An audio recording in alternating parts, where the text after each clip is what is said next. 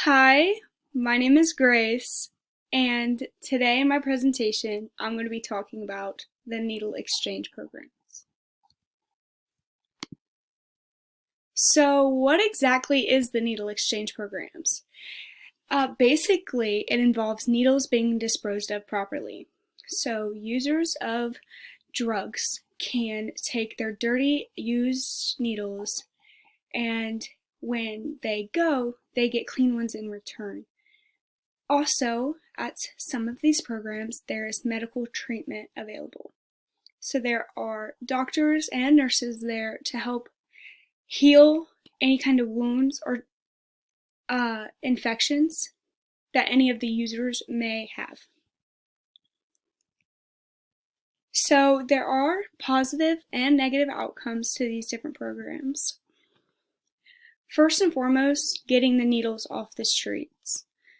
I know I wouldn't want me, my children, my dogs, anybody in my family walking down the street and accidentally getting stuck by a dirty needle that you don't know what's on it, who's used it, or where it's been.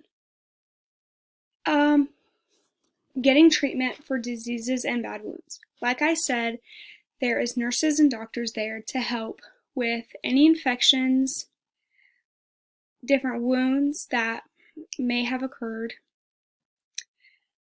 during the use of using the needles. Of course, that comes with a low cost. They said that there's Medicare that covers it. With the programs, there is an opportunity to educate the users. So the nurses and the staff of these programs are there to help if somebody wants to talk about what this might be doing to their body and get them actually more informed about these drugs and how it could be better if they were to lean off of them. It helps the health of the user. It definitely does. The programs, like I said, there's nurses and doctors available. If there is a bad wound, it can lead to a fatal death. If they keep using the same dirty syringe, it will ultimately lead in death too.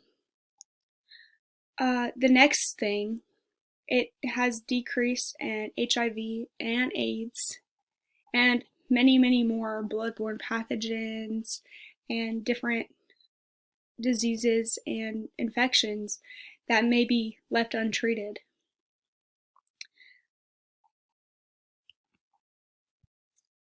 So the negative outcomes. So some of the negative outcomes is if they open a program in a certain neighborhood that doesn't have as much drugs, maybe, with these programs, they are going to bring people who do these drugs into those neighborhoods, and some of the people who live there might not agree to what they are actually doing. More people get on the bandwagon, so when people are already using less hard drugs, they might think, oh, since they are clean needles now and I don't have as much as a risk for getting AIDS, HIV, again, any other bloodborne pathogens, that they might want to hop on and give it a try. More needles get disposed of improperly. So this is a government disposal. There have been cases of too many syringes coming in at once that the government doesn't know what to do with. So the government just throws them away, like the users would throw them away, and it would just not be the proper way to dispose of the used dirty needles.